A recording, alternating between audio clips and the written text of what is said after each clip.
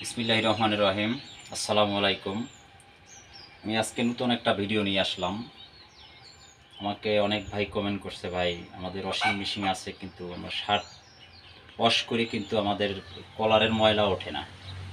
কলারের ময়লা থাইকা যায় কিন্তু বডির ময়লা ওঠে, কিন্তু কলারের ময়লা না। আসলে কিন্তু কলারে ওটা ময়লা, আগলা ময়লা, ওটা কোনো দাগ হয় না। তো আমি আজকে দেখাবো যে আপনাদের ওয়াশিং মেশিন থাকে, অনেকে ওয়াশিং মেশিন দিয়ে কাজ করে, অনেকে হাতে ভিজিয়ে রাখে, আধা ঘন্টা 1 ঘন্টা ভিজিয়ে রাখে কিন্তু ওঠে না কলারের ময়লা। আপনি এই ধরনের কলারের ময়লা যদি থাকে, আমি আজকে দেখাবো যে কলারের ময়লা কিন্তু আজ থেকে আর থাকবে না। এটা কিভাবে উঠাবেন আমি আজকে ভিডিওতে দেখাবো। এটা কিন্তু দেখতে পাচ্ছেন কাস্টমারের শার্ট। এই একটা শার্ট আছে আমাদের কাছে, এই একটা শার্ট আছে। এটি কিন্তু কলারের কলারের আগলা ময়লা এগুলো। এটি কিন্তু দাগ হয় না, কারণ এই ঘেটি থেকে এগুলো লাইগা থাকে।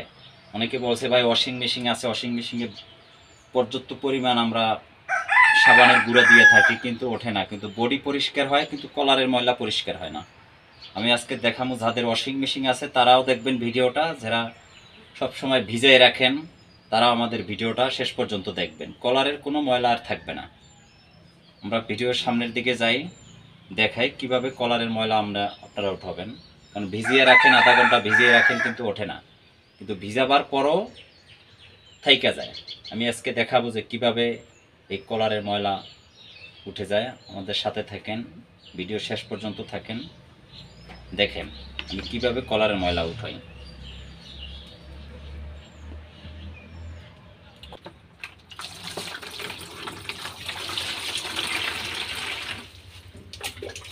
আপনারা প্রথমে অল্প পরিমাণ পানি দেবেন, যখন সাবানে ভিজাবেন তখন অল্প পরিমাণ পানি দেবেন। আর এভাবে একটা সাবান নেবেন, লাইট বয় সাবান। লাইট বয় সাবানটা এভাবে একটু দিয়ে দেবেন। ভিডিও শেষ পর্যন্ত দেখেন, আমাদের ভিডিওগুলো কীভাবে আমরা কাজ করি একটু দেখেন, এভাবে দিয়ে দেবেন বন্ধুরা। এটা হয়ে গেল, এটা দিয়ে দিলাম। এখন দেব একটু গুঁড়ো, অল্প পরিমাণ গুঁড়ো দিয়ে দেবেন। এই অল্প পরিমাণ গুঁড়ো দিয়া এভাবে সুন্দর করে লড়াইয়ে নেবেন। আর এই পানিটা একটু গরম হইতে হবে, হালকা কুসুম গরম হইলে আপনার ওই ময়লাটা থাকবে না, কোনো ময়লাই থাকবে না। আপনারা তো ঠান্ডা পানি দিয়ে ভিজিয়ে রাখেন, পুষ্কুনির পানি দিয়ে ভিজিয়ে রাখেন, কিন্তু টিউবওয়েলের পানি দিলে এই পানিগুলো থাকে না। টিউবওয়েলের পানিটা একটু আয়রন থাকে, এই জন্য ওটা ভালোভাবে হয়। এভাবে সুন্দর করে লড়াইয়া এইভাবে ভিজিয়ে দেবেন। এই যে কলারের ময়লাটা, এটা কিন্তু এখন দেখেন, একটু পর দেখবেন থাকবে না। কিন্তু আমি যেভাবে ব্যবহার করছি ওইভাবে ওই জিনিসগুলো আপনারা ব্যবহার করবেন। আর আমাদের ভিডিওটা যারা এখনও সাবস্ক্রাইব করেন নাই, আমাদের সাবস্ক্রাইব করে আমাদের সাথে থাকবেন।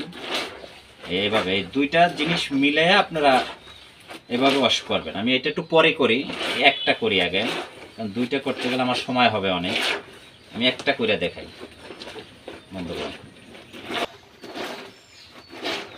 এইভাবে বেশি পরিমাণ মাখা দেবেন, দেওয়ার পরেই আপনি দেখবেন কিন্তু ময়লা বাইরে, শুধু ময়লা বাইরে। এটা কিন্তু কোনো দাগ না, আগলা ময়লা, এটার ভিতরে কোনো দাগ নাই। কারণ অনেকে শার্ট পরলে শার্টের কলারে আগলা ময়লা লাগে। আমি কিন্তু আধা ঘন্টা ঘষার পরও কলারের ময়লা কিন্তু এখনও আছে। এখনও কিন্তু কলারের ময়লা আছে। আমি এই লাইট বয় সাবানটা কিন্তু আগে দিলাম, দেওয়ার পরে এখন আপনি সরাসরি এইভাবে কলারে দিয়ে দেবেন। যখন আপনি ওয়াশ করবেন এইভাবে কলারে দিয়ে দেবেন। আমি যেভাবে দিই এভাবে কলারে দিয়ে দেবেন। কিন্তু কলারে দিলে আপনার হবে কি, আপনার আধা ঘন্টা 1 ঘন্টা ভিজিয়ে রাখছেন, কিন্তু ভিজানোর পরে যে ময়লাটা থাকবে ওই ময়লাটা আর এখন আর থাকবে না। দেখেন আমি আপনাদের সামনে দেখাইতে আছি। যদি 10 টাকা দামের ব্রাশ থাকে আপনি ব্রাশ দিয়ে ঘষা দিতে পারেন, কিন্তু আমি আপনাদের হাতেই দিয়ে দিলাম। কিন্তু অনেকে সাবানের গুঁড়ো দিয়ে ভিজিয়ে রাখে কিন্তু ওঠে না। কিন্তু আজকে আমরা দেখাবো আপনার কলারের ময়লা আর থাকবে না।